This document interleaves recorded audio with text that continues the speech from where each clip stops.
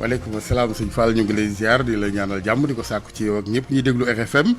sëñ Fall fu kaay yokkoo rek moom mu daal di dem reconfinement ñu ngi leen di ñaanal jàmm mbokk yi di ko sàkku ci yéen ñëpp xibaar yi bokk na ci examen tey ci assemblée nationale bu projet bu jëm ci yeesal loi bi ci wàllu état d'urgence ak état de siège fi Sénégal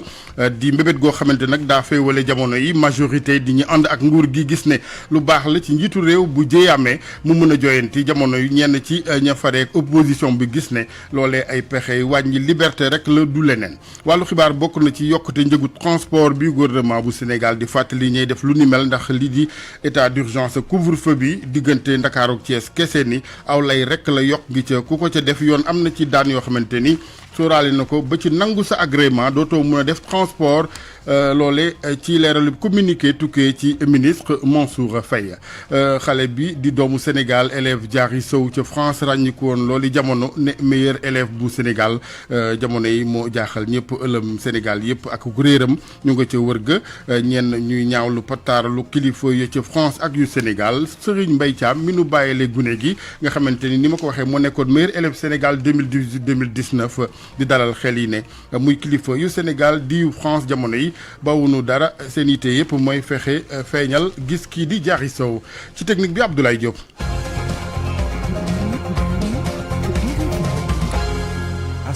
jërë ngeen jëf ci ànd beeg RFM ñu ngi Ndakaaru Médina rue 15 angle corniche immeuble El Hadj Elimane Ndour ñu jël corniche bi wutali assemblée nationale bëccëgu tey gi dinañ fa def ab liggéey ñoom député yi ci lu yaatu ci ndaje di séance plénière jëm ci xool projet de loi ci wàllu ko yëraat wàllu état d'urgence ak état de siège bu 10 heures lay doon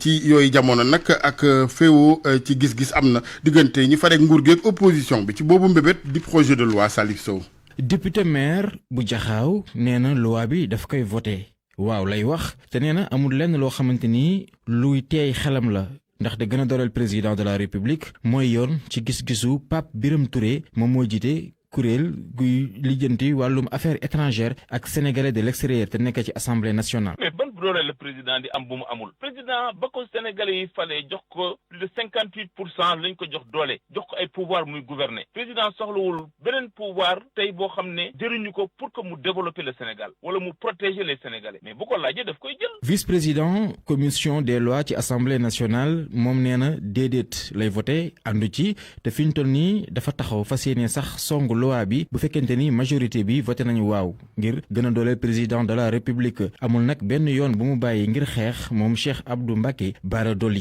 toogal ca pencum ndaw réew mi ku jégi. déjà maa ngi wut ay signature député amagoon naa fukki député ak benn mais waa PDS nag ñun signé guñu xaw ma lu tax signé guñu mais xam naa comme ça bu premier bi jeexee dinaa leen continuer pour laaj leen pour fekkee mën nañu signé pour ñu compléter am fukki député ak juróom-ñaar ñu attaqué loi bi conseil constitutionnel benn bu ñu ko attaqué fukki fan ak ñaar yi nga xam ne moo am déjà muy état d'urgence ak couvre-feu yi nga xam Macky Sall décrète na couvre-feu fukki fan ak ñaar yooyu le 17 lay jeex su boobaa Macky Sall ditu am sañ-sañu continuer couvre-feu bi tant que conseil constitutionnel joxewul maanaam li nga xamante ne mooy verdict am mooy daal danañ fexe ba baare ko bu ñu ko mënta baare ensemble danañu ko traîner ceci pour tardeel ko. bu fekkente ni loi bi député yi voté nañ ko président de la république mun na amal lu ñuy wax état d'urgence ak état de siège saa bu ko soobee ak it na mu ko soobee ak it ca diir ba mu ko soobee te sax du jar muy jaarati ci ñu toogal ca pencum ndaw réew mi askan wi. jërëjëf Salif Sow tey ca bu ngoonee nag ginnaaw ndaje mi ñeel projet de loi ci wàllu état d'urgence ñoom député yi bu ngoonee dinañu examiner ñaari projet de loi yeneen bu jëm ci wàllu taux d'intérêt ci lu tegu ci yoon ak it beneen ñeel wàllu ko suul bukkeeg yeneen di wàllu usure ñaari projet de loi yooyu yëpp ministre des finances ak budget moo koy défendre ci kanamu penc mi ci huis clos lay doon ci lu nuy tëju ndax xam ngeen ko jàngoroy coronavirus boobu jàngoro sax ak ñaareelu vague bi di jebbi waat gi ci Sénégal dafa daal di yéeme lool jamono yi ndax lim bu yokku ba ay dogal jip ñenn ci ay transporteur nag di ci profiter ak couvre-feu beeg état d'urgence diggante Ndakaaru ak Thiès di yokk paas yeeg yeneen gouvernement bu Sénégal jaare ci ministère bi ñu dénk wàllu transport Mansour Faye di leen fàttali ñoo ñey def lu ni mel ci anam yu dëppoowul ak yoon ne am nay daan yu leen ca mën a fekk ndax tarif yi fa mu ne woon jógu fa bougéwul mètre kon képp koo xamante ni jalgati nga ci wàllu paas yi yokk ko ci anam yoo xamante ni lalwul fenn lu may ci njubadi ak njublang dinañ la teggi daan ba ci nangu sax lii di sa agrément ba dootoo mun a dem ak dikk ci wàllu transport ak it yeneen i daan ci kanamu tribunal leneen ci xibaar ñeel xeex beeg jàngoro coronavirus ay spécialiste ñoom daal di gis ne lii di prise en charge médicale gi warees na mën a gën a teel ci daal di dem sàkku lii di taxawuk kër docteur maanaam daal ci bu teel de façon précoce boo yëgee dara sa yaram rek lu may xaar tardé gi ceetlu gi nag mooy safaan wa ci sénégalais yu bari du ñuy faral di faju wala boog dana koy def seeni biir kër di xooji mbir ak yeneen ba yëf ya jéggi dayoo ñu soog a wutali l'hôpital reportage ca Pikine ak Aminata Ba. même en temps normal nit bu commencé feebar rek dañ ko war a yóbbu hôpital ñu xool lan moo ko dal rawatina ci jamono yu coronavirus bi nga xam ne ci la ñu nekk lu ëpp ci digle ñu dajee la joxe yi Pape ak Amadou bokk xalaat ñu jàpp ko feebar dañ ko war a teel a yóbbu ci bërëbu fajukaay yi. voir période bi ñu toll jafe-jafe wér gu yaram beeg yooyu soit yow nga tawat wala nga gis sa dëkkandoo bu tawat automatiquement da nga war a dem seet mooy médecin bi. xam nga bu fekkente ni am nga ñu la jege ñoo xam ni ñu ngi ci feebar bi mu ngi leen di dal des trucs comme ça li wóor mooy jël yóbbu hôpital feebar hôpital mooy faj surtout nag ñu ngi ci période mbas mi. ñu fekk ko muy joué damier ak ay xaritam ci ab place publique. père de famille bi lii la daal di xalaat ñuy teel a woote ci numéro vert yi ngir moytandiku yenn gàllankoor yi. ci période bii ñu nekk nii nga xam ne période bu sensible mooy nga woote am ay numéro ay service municipal ay sapeur yi wala numéro yoo xam ne gars yi ñu ngi koy joxe nga woote ñu ñëw xool à domicile mais nit moom réflexe boobu da ko war a am. bu ñu sukkandikoo ci ñenn ñi teel a rek toppatoo ko feebar ba ci biir kër yi mën na rek faxe ba wàllante bañ cee am. dafay permettre nit ñi di gën a protéger wu di gën a am te entourage di gën a xam fu muy taxawee ak ni muy doxee bari di bari. aggrave yi ngay gis yëpp pour man période bi ñu waree dem demuñ moo tax mu aggravé wu ak feebar bu mu mënoon doon su fekkente ni teel nga dem consulter wu day nekk évolution maladie bi. fii ci Sénégal ñu bëri tàmm di dund ak feebar ci duñu dem ci l'hôpital yi mu nekk loo xamante ne bu ñu sukkandikoo ñi seen xel màcc ci wàll wi mën na indi ay gàllankoor yu ëppi loxo rawatina jamono ji nga xamante ni jàngoroy coronavirus mu ngi lëmbee ci biir réew mi. Aminata jërëjëf xalif général bu Koyel ci commune bu Médina Sabax moom di woo askan wi yëpp taalibe yi rawatina ci ñuy wàccoo ak li nga xamante ni mooy geste barrière yi di lii di mooy toog fagaru gi ñeel coronavirus ci kaw ziar bu nu fi amal ci gox bu tedd boobee at mu ca ne ci la sàkkul ni mel ci askan wi taalibe yi rawatina wax na it kilifa diine yi ñu yokk ñaan gi ngir corona gi jóge fi Ibrahima Diamé. ziara bu Koyel amal nañ ko waaye nag daal nañ respecté bu baax a baax lii di mesure barrières yi pèlerin yëpp daanaka ñëpp a sol seeni masque lu jëm sax ci wàllu ñaan yi daanaka lépp dañ ko concentré ci lii di xeexum mbas mi. tàllal loxo yi ñaan yàlla ci barke mag ñi ñaan ci alquranul karim ñaan ci daraja yonent bi sallallahu alayhi wa sallam moo taxoon teeg ñu daje ñaan yàlla. Mouhamadou Ismaïla Deme yore kàdduk kii di xalif bi nag di woo ñi di kilifa yi diine yi ñu gën a baral ñaan yi ci lii di xeexum mbas mi ndaxte jàpp na ni loolu bokk na ci li fi ses ngir jëlee ko fii. parce que war na ma bu doon pikir dong wala ñàkk dong feebar bi du am Amérique semaine feebar bi du am Europe semaine kon nag comme que ñoom jéem nañ ñun jullit yi moom telewuñu li ñu war mooy ñëw tallal borom bi tabaaraka wa taala loxo ñaan ko te insha allah bi jaahi nabil Mustafa sallallahu alayhi wa sallam ci barke mag ñu baax ñi ñu ngi am rafet njort ne ziyaare Koyel insha allah nekk sabab jàngoro bi jeeg ci àdduna bi yàlla na ko fi yàlla jële ba mu jeeg tak bi jaahi nabil Mustafa. ziyaara bi nag doonoon itam occasion pour xalif bi ngir jaajëfal gouvernement bi ndax réalisation yi mu fi jot a def waaye itam sakkuwaat ko rek mu gëstuwaat leen ndax lu jëm ci seen jumaa ji ragal nañ lool mu daanu ndax magetaayam bu jéggi dayoo. ci yar ak teggin la ñuy ñaan kilifa yi nañu jàppale suñu jumaa ji. jumaa bi ñu ngi ko tabax 1976 te banko la ciment mooy liñ ko raake su dul loolu amul ciment te daa waxoon naa ko ñu ngi am yéene ñu ngi ci waajtaay bi pour defar ko. waaye fekk bu ci gën a gaaw mooy kilifa yi jàppal ñu ci. buñ daan xayma nag lu jëm ci wàllu réalisation fii ci cité bi de bokk na ci piste bi nga xamante ni def na 7 kilomètres daal di lëkkale kon dëkku diine bi ak route nationale bi waaye itam courant bi nga xamante ni andi nañ ko te ñu taal lamp yi ci veillu événement bi. Ibrahima Thiamé Koyel rajo Futurs Médias. jërëjëf Ibrahima RFM juróom-ñetti waxtu tegal fukki minutes. RFM rajo askan wi. lu jëm ci mbiri élève bi di Diary Sow doomu Sénégal ba yeggalee njàngam ca France ginnaaw bi mu ràññikoo lool macha allah 2018 fii ci réew mi ne meilleur élève bu Sénégal jamono yi nag amuñu benn tegtal ci moom dafa réer moo waral it ay naatangoom doomu Sénégal ya fare ci France élèves ya takku lool démb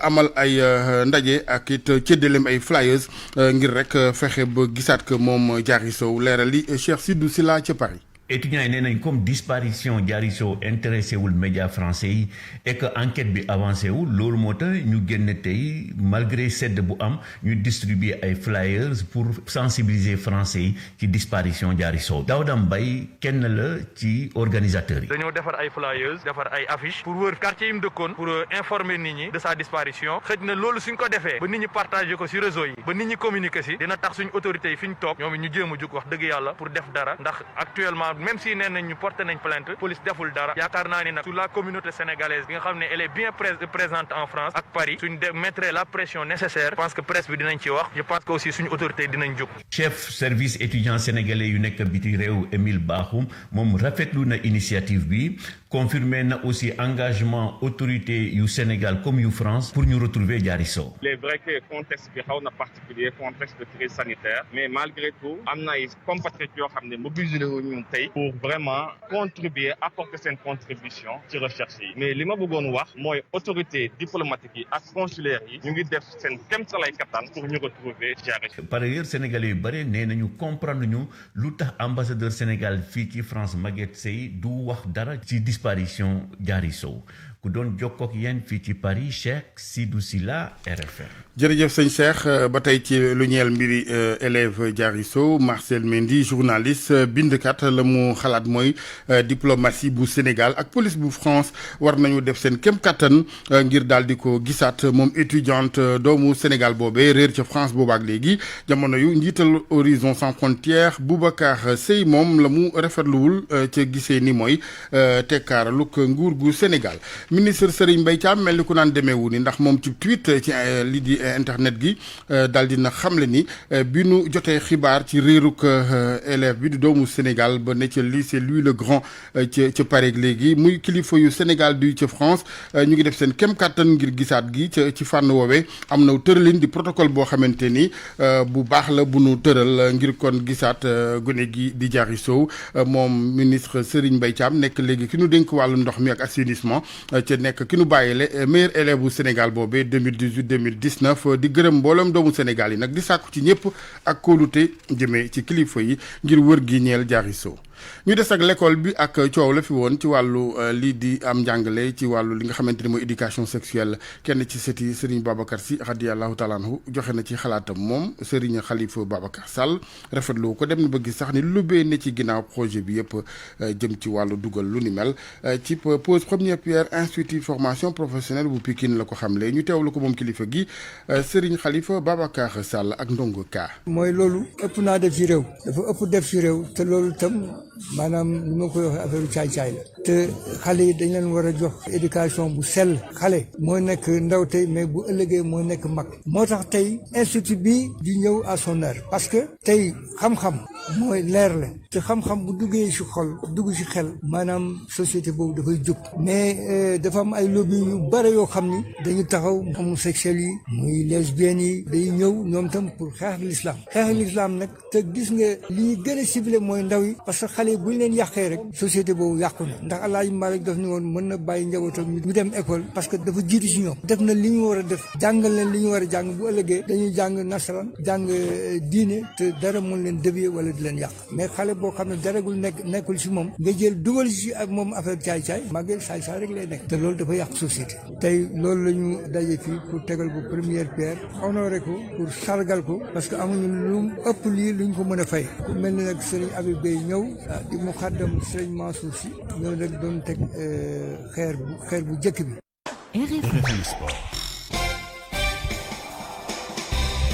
sport geeg Malal Junior Diagne maa ngi lay nuyu Malal. maa ngi laa fay la Jassane. bismillah. nu dooree ak ñaareel bi journée championnat Sénégal Pikine ca terrain ba ca Alassane Djigo dafa tàmbali jongante yi ak ndam ndax démb dañ fa dalal ba noppi dóor ñii di waa US Gorée 3-1 la mujjee Ndonga Ka moo teewaloon RFM ca woowee jongante. ci minute yu mujj ci temps additionnel bi défenseur bu US Gorée daal di def faute nag ci Adama Mbaye arbitre bi daal di siffler penalty yi capitaine bu AS Pikine bu dugg nag ci seconde période bi daal di jël bal bi daal di koy teg daal di dugal nag lii di ñetteelu bii bu AS Pikine donte ni sax kii di Landing Sagna di joueur bi mu bokkal équipe waroon naa njëkk a dugal ka Adama Mbaye ndax bi ñaari minute kottu desee nag ngir temps réglementaire bi daal di jeex moom Landing Sagna ci la am nag occasion waaye dafa daal di buté nag ci portier bu US Gorée monte ni ci njalbeenu jogante bi waa US Gorée ñoo njëkk a jiital nag ñii di waa AS Pikine kii di Papa Mboup ci 23e minute ci la dugal nag but bu goréen yi laata 41e minute du jot yemook nag fi Lamine Correa di égaliser ngir AS Pikine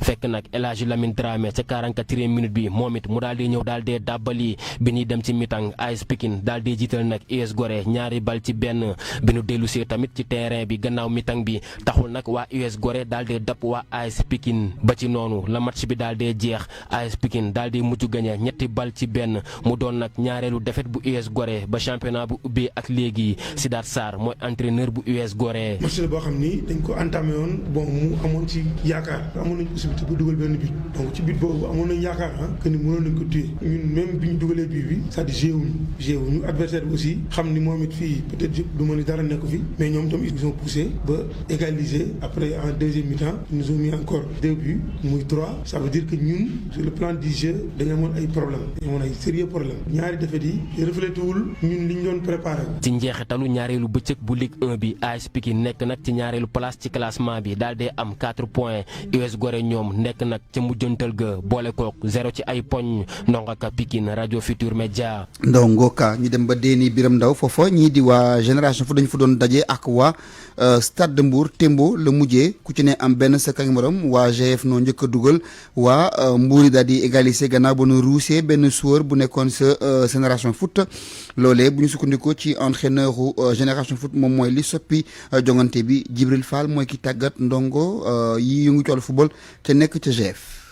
waaw point la boo xam ne vraiment kontaan nañ ci parce que bi ñuy door li ñu waxoon mooy dañoo jóge woon génn te ñu war a recevoir bu nekk premier match à domicile ak contexte bi moom donc baaxoon na tey ñu door ko ak victoire parce que loolu moo doon objectif bi loolu la ñu waxoon joueurs yi ñu match tey bi 3 points la 3 points la ñu war a jël waaye nag bu ñu ko dee tënk li tax amuñu ko adversaire bi li mu indi tey dafa ñëw di marqué suñuy joueurs li ñu mën mu jéem ñu ko tere et ñun aussi ñoo amoon ay jafe-jafe pour loolu noonu parce que surtout amoon nañ jafe-jafe pour génne ballon bi ab joué ci digg bi bi ñëwee maintenant ci xaaj bu mujj bi jéem nañu rectifier loolu ba yàlla dimbali ñu dugal ci but waaye nag bi ñu demee ba ci biir bon am na lu am ci match bi mooy dañoo jël benn carton te loolu bokk na si li gën a metti suñu match parce que tax na aussi adversaire bi ñëwaat ci match bi parce que boobu am na ay ambition yu ëpp def ay changement gën ñu attaqué ba ci leen jël but bi aussi am na ay erreurs yu ci am suñuy joueur parce que ñoom mbëkkante ba bal bi dal seen kaw dem ci attaquant mu dugal ko.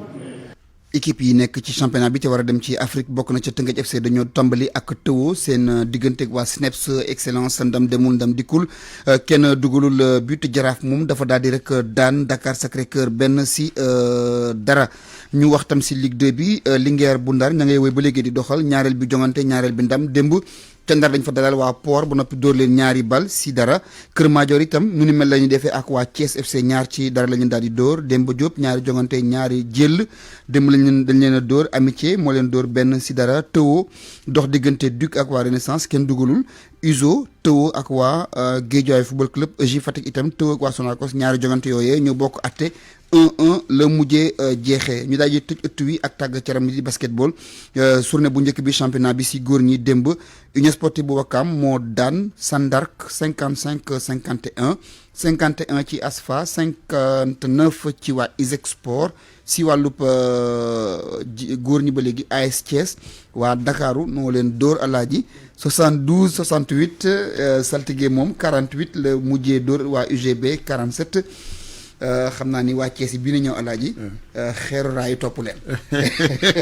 non non ñun on est des sportifs quand même parce que ndam ak défaite moom.